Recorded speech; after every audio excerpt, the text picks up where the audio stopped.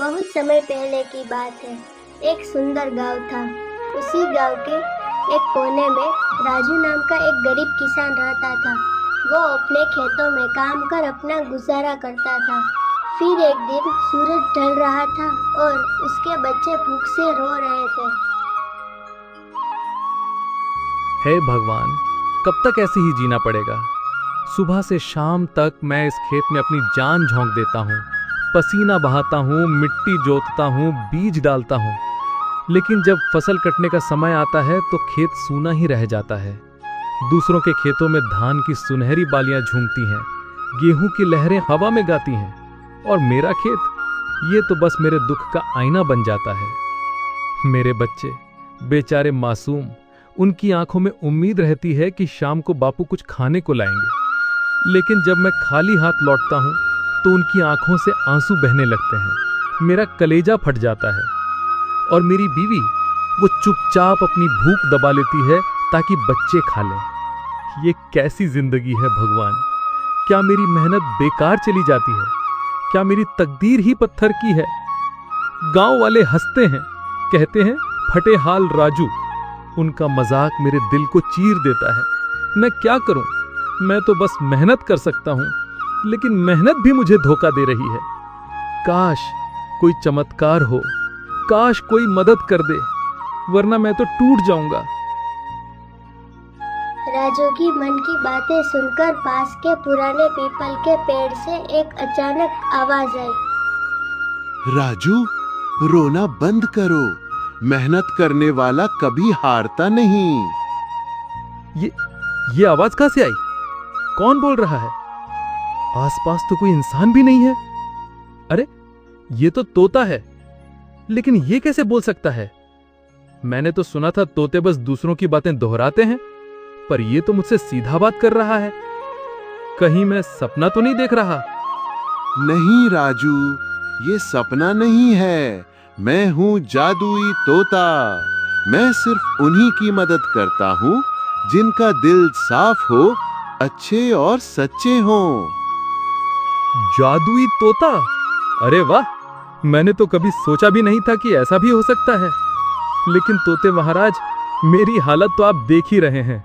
मैं गरीब किसान हूँ, मेरी मेहनत रंग नहीं लाती। घर में बच्चे भूखे सोते हैं, मुझे गांव वाले ताना मारते हैं, मेरी बीवी चुपचाप आंसू बहाती है। मेरे पास आपको देने के लिए कुछ भी नहीं है, न सोना, न चांदी, न दौलत। अगर आप मेरी मदद करेंगे तो मैं आपको क्या दूंगा? मुझे सोना चांदी नहीं चाहिए राजू। मुझे चाहिए तुम्हारा भरोसा और सच्चाई। मैं सोने चांदी का क्या करूंगा?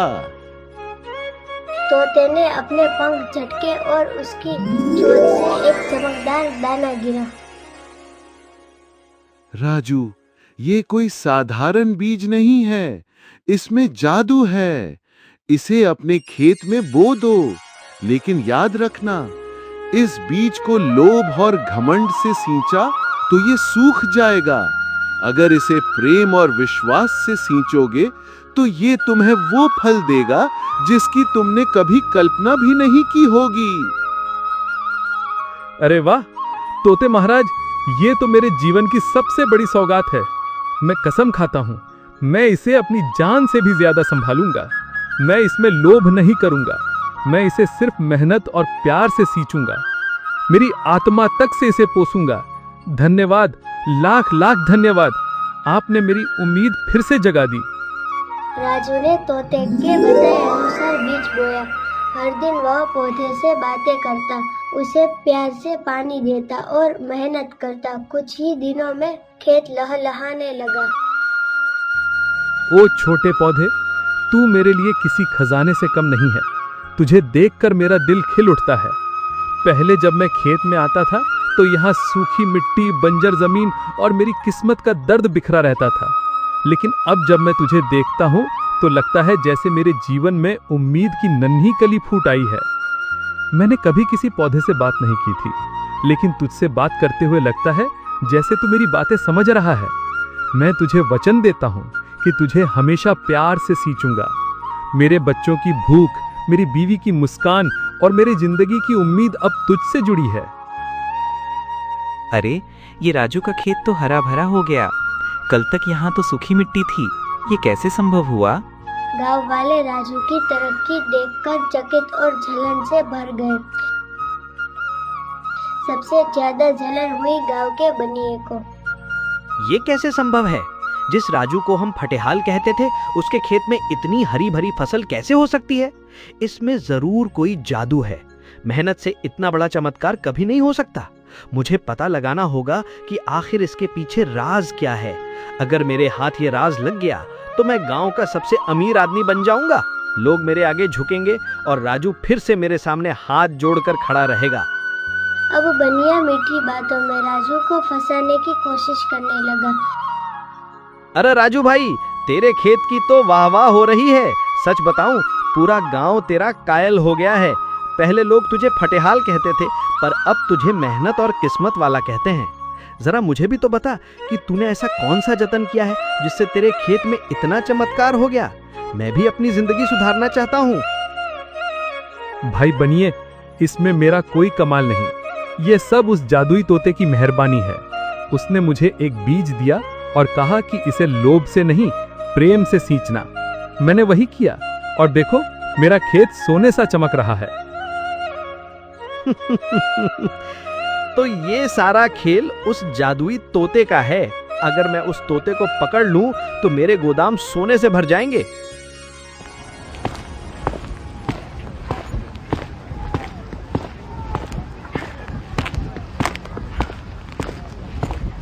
बनिया रात के समय पीपल के पेड़ के नीचे पहुंचा और जाल बिछाने लगा।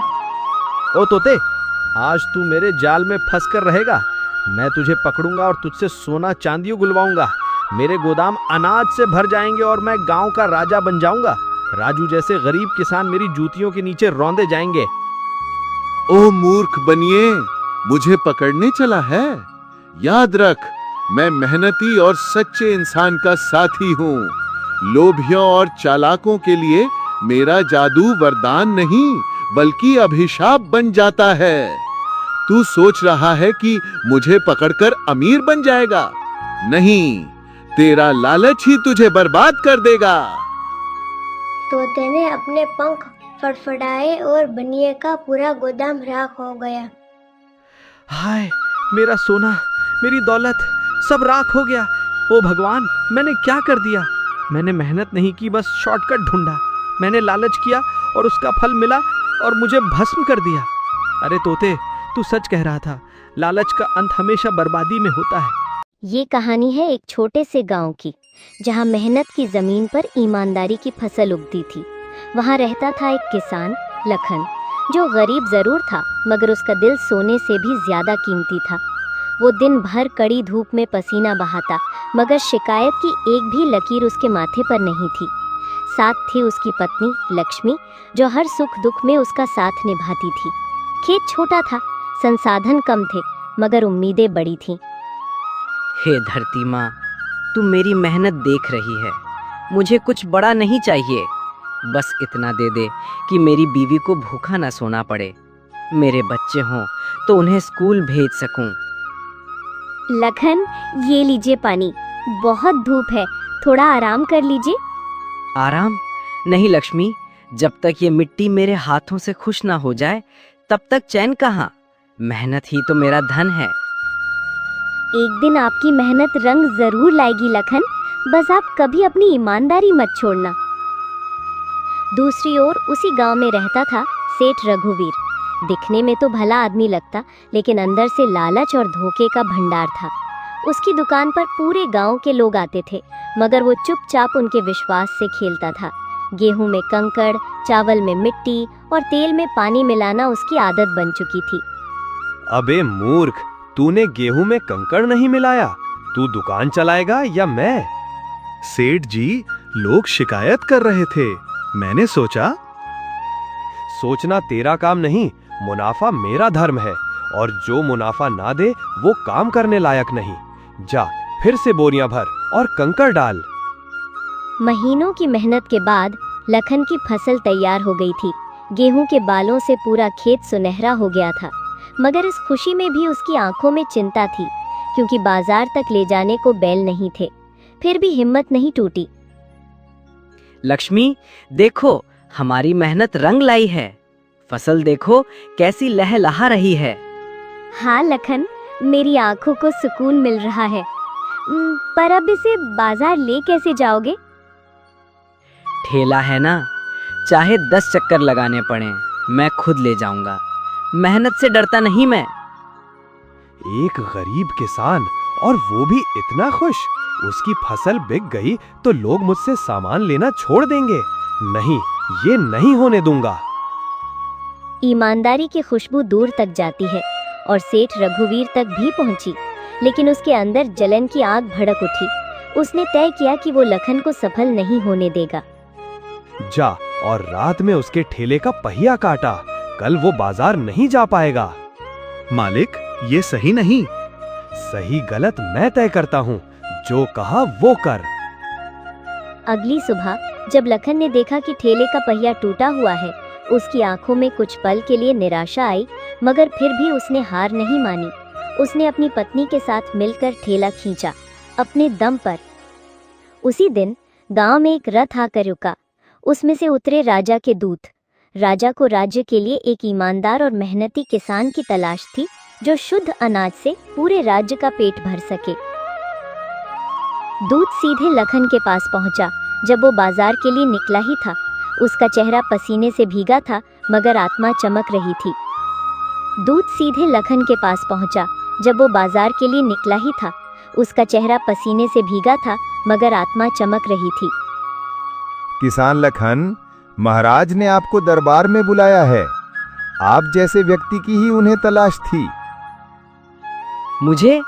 लेकिन मैं तो बस मेहनत करता हूँ, कोई खास नहीं। ईमानदारी सबसे बड़ी खासियत होती है किसान। राजा ने पूरे गांव के किसानों को दरबार बुलाया। वहां अनाज की जांच हुई और सच्चाई सबके सामने आई। सेठ रघुवीर, तुम्हारे अनाज में धूल, कंकड़ और कीड़े क्यों हैं? महाराज, मैं गलती हो गई। गलती नहीं, ये धोखा है। तुम्हें दंड मिलेगा। राज्य को अब लखन जैसे लोग चाहिए। लखन को राजा ने मुख्य खाद्य आपूर्ति अधिकारी बना दिया। उसके खेत को बढ़ाने के लिए जमीन, बीज और संसाधन दिए गए। उसकी मेहनत और ईमानदारी को आखिर पहचान मिल ही गई।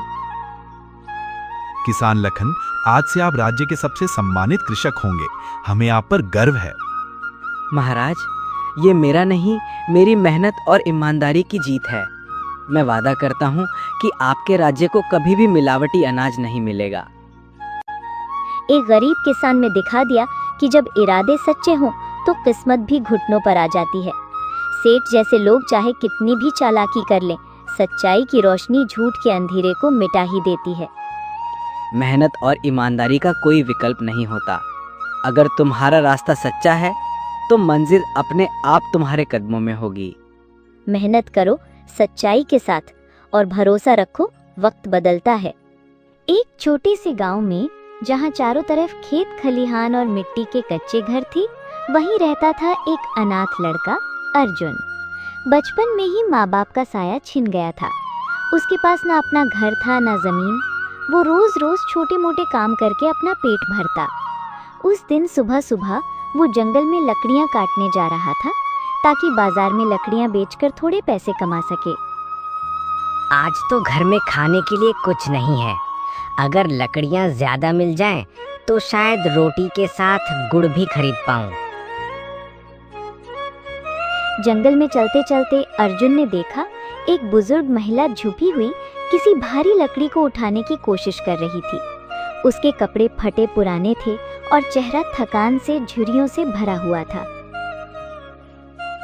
अम्मा, आप ये भारी लकड़ी क्यों उठा रही हैं? आप रहने दो, मैं मदद कर देता हूँ। बेटा, मैं तो कई घंटे से यहाँ फंसी हूँ। तू बड़ा नेक दिल है जो मेरी मदद करने आ गया। अर्जुन ने लकड़ी उठाकर बुजुर्ग महिला को घर तक पहुंचाया, लेकिन जैसे ही वो घर के पास पहुंचा, वो महिला चमकते हुए प्रकाश में बदलने लगी। अर्जुन ने हैरानी से देखा, वो कोई साधारण महिला नहीं, बल्कि एक जादुई परी थी। अर्जुन बेटा, तूने बिना किसी स्वार्थ के मेरी मदद की है, मैं तुझे एक उपहार देती हूँ। अर्जुन बेटा, तूने बिना किसी स्वार्थ के मेरी मदद की है, मैं तुझे एक उपहार देती हूँ। उपहार? ये देख, ये एक जादुई लाठी है। तू इससे जो भी सच्चे मन से मांगेगा तेरी हर ख्वाहिश पूरी होगी। लेकिन याद रखना, इसका इस्तेमाल बुराई या लालच के लिए मत करना। धन्यवाद परी माँ, मैं वादा करता हूँ कि इसका इस्तेमाल सिर्फ भलाई के लिए करूँगा। अर्जुन ने जैसे ही घर जाकर लाठी उठाई, उसने सोचा, काश आज मेरे पास गर्मा गर्म खाना होता। और तुरंत उसके सामने थाली में खाना और ठंडा पानी आ गया। वाह, ये तो कमाल है। आज तो पेट भर कर खाना खाऊंगा। धीरे धीरे गांव वालों ने देखा कि अर्जुन के पास अच्छे कपड़े हैं, वो भूखा नहीं रहता और उसके घर में हमेशा खाने पीने की चीजें रहती हैं। ये बात गांव के सरपंच तक पहुंची। सरपंच का नाम था रघुराज, एक लालची और चालाक आदमी। ये लड़का कल तक फटेहाल था, अब देखो तो राजा जैसा रहने लगा है। जरूर इसके पास कोई राज है, पता लगाओ। सरपंच ने अपने आदमियों को अर्जुन पर नजर रखने को कहा। एक दिन उन्होंने देख लिया कि अर्जुन लाठी उठाकर कुछ कहता है और तुरंत चीज आ जाती है। अब सरपंच को सब समझ आ गया। ये लाठी मेरे हाथ लग जाए तो मैं सोने चांदी का ढेर लगा दूंगा। एक रात सरपंच चुपके से अर्जुन के घर में घुसा और लाठी चुराने लगा। लेकिन जैसे ही उसने उसे उठाया, वो भारी पत्थर में बदल गई। ये क्या? मेरे हाथ में तो ये बेकार हो गई। सच का साथ छोड़ने वालों को ये लाठी कभी काम नहीं देगी सरपंच जी। सरपंच हार मानने वाला नहीं था। उसने चाल चली, अर्जुन को बुलाकर गांव के लिए मदद मांगने लगा, लेकिन असल में वो सब अपने घर ले जाना चाहता था। अर्जुन बेटा, तू तो नेक है, जरा अपने जादू से गांव के लिए गेहूं और चावल मंगा दे। धत तेरे की, ये तो पासा उल्टा पड़ गया। अब कुछ नया सोचना होगा। गांव वालों को सरपंच की चालाकी का पता चल गया। उन्होंने सरपंच को घेर लिया और उसकी लालच पर शर्मिंदा किया। हम सबका हक मारने चला था। मुझसे गलती हो गई अर्जुन, माफ कर दे। अर्जुन ने सरपंच को माफ कर दिया और लाठी का इस्तेमाल पूरे गांव की भलाई के लिए करने लगा। गांव में अब कोई भूखा नहीं सोता था, सबके पास कपड़े और घर थे और अर्जुन वो सबका प्यारा बन गया। परी माँ ने कहा था, सच्चाई और भलाई सबसे बड़ा जादू है, और अब मैं यही करूँगा। महाराज, आपके कुछ निर्णयों से प्रजा दुखी है। किसानों को कर देने में दिक्कत हो रही है, बारिश नहीं हुई है। तो क्या मैं बादल लाऊं? अगर खेत सूखे हैं तो राजकोष नहीं, हर व्यक्ति कर देगा, चाहे खेत बंजर हो या आत्मा। बहुत समय पहले की बात है। एक विशाल, समृद्ध और प्रभावशाली राज्य था, सौरपुर। इसकी सीमाएं दूर दूर तक फैली थी। स्वर्ण जड़ित महल, सुगंधित बाग बगीचे और चकाचौंध करती सड़कों से ये राज्य किसी स्वर्ग से कम न लगता। लेकिन इस राज्य की सबसे बड़ी विशेषता उसका राजा था, राजा वीरसेन। राजा वीरसेन का महल आकाश की ऊंचाइयों को छूता था, लेकिन उसके अहंकार की ऊंचाई उस आकाश से भी आगे निकल चुकी थी। वो अपने को ईश्वर से भी ऊपर समझता था। प्रजा को वो सिर्फ पूजक मानता था, इंसान नहीं। देखो, ये लोग मेरे आदेशों से सांस लेते हैं। मैं जो कहता हूँ वही धर्म है। प्रजा को राजा की पूजा करनी चाहिए, न कि उसके पास जाकर फरियाद करना। दूसरी ओर सौरपुर का एक छोटा सा गांव, जहाँ खेत सूख चुके थे, आसमान जैसे रूठ गया था। महीनों से बारिश नहीं हुई, फसलें जल चुकी थी, चूल्हों में आग नहीं थी और लोगों की आंखों में आंसू और पेट में खालीपन था। हे प्रभु, एक बूंद बारिश नहीं हुई, बीज सड़ गए। अब राजा के सिपाही कर वसूलने आ रहे हैं। हमारे पास तो चूल्हा भी नहीं जला 3 दिन से। माधव, हमारे बच्चे भूख से बिलख रहे हैं। राजा से जाकर विनती करो, शायद कुछ करुणा दिखाए। ठीक है गौरी, मैं कल सुबह राजा के दरबार जाऊंगा, शायद वो सुन ले। शायद।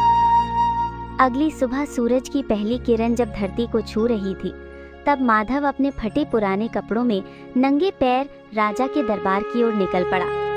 उसके पैरों में चप्पल नहीं थी, लेकिन उसकी आत्मा में विश्वास था। रास्ता लंबा और कठिन था, पथरीला, लेकिन उसका हौसला और भी दृढ़ था। जैसे रास्ते में पत्थर आए हैं, वैसे ही जीवन में भी, लेकिन मैं रुकूंगा नहीं। ये मेरे बच्चों का सवाल है। घंटों चलने के बाद जब सूरज सिर पर चढ़ चुका था, माधव शाही महल के सामने पहुंचा। उसकी आंखें इतनी चकाचौंध कभी न देखी थी। ऊंचे बुर्ज, भारी भरकम दरवाजे और सुनहरे सिंहासन। अबे ओ, क्या सोच के चला आया है? ये दरबार है, भिक्षा का स्थान नहीं। मैं राजा से मिलना चाहता हूँ। मैं एक किसान हूँ, मुझे बोलने दो मेरी व्यथा। अंदर जा, पर ज्यादा उम्मीद मत कर। यहाँ सिर्फ खजाने की आवाज सुनी जाती है, भूख की नहीं। राजा वीरसेन शाही सिंहासन पर बैठा था, चांदी, सोना और मणियों से सजा। चारों ओर चमक, संगीत और सजे धजे दरबारी। माधव की आंखें इस चकाचौंध से चौंक गईं, पर उसकी आत्मा मजबूत रही, जैसे किसी साधक की तपस्या। तो तुम हो किसान माधव, बोलो क्या मांगने आया है? महाराज, मैं मांगने नहीं आया, समझाने आया हूँ। जब धरती प्यासी हो तो अन्न कहाँ से आएगा? जब बीज ही ना उगे तब कर कहाँ से दूं? तू मुझे सिखाने आया है? अरे सिपाही, इसे जेल में डाल दो और कान खोलकर सुन लो। प्रजा का काम है झुकना, सवाल करना नहीं। राजा वीरसेन के आदेश पर माधव को अंधेरी नमी भरी एक काल कोठरी में बंद कर दिया गया, जहां दीवारों से सीलन टपक रही थी और चारों ओर सन्नाटा पसला था। लेकिन माधव का मन विचलित नहीं था। हे भगवान, मेरी गलती नहीं थी, लेकिन मैंने अपमान सहा। अगर तुझे मेरी सच्चाई पे भरोसा है तो न्याय कर। उधर महल में राजा वीरसेन अपने शाही कक्ष में विश्राम कर रहा था। मखमल का पलंग, सुगंधित धूप और दासियां सेवा में तत्पर थी। लेकिन जैसे ही रात का दूसरा पहर आया, राजा की नींद एक भयानक सपना देखकर टूट गई। उसने देखा कि उसका महल जल रहा है, उसकी प्रजा भूखी है और आकाश में आग बरस रही है। और तभी उसके सामने प्रकट हुए एक वृद्ध ऋषि, जिनकी आंखों में बिजली चमक रही थी। कौन हो तुम? राजा वीरसेन, तेरे घमंड ने तुझे अंधा कर दिया है। तेरी सत्ता की जड़ें सूख चुकी हैं। अगर तूने अपनी प्रजा की पीड़ा नहीं समझी तो तेरे महल की नींव खुद दरक जाएगी।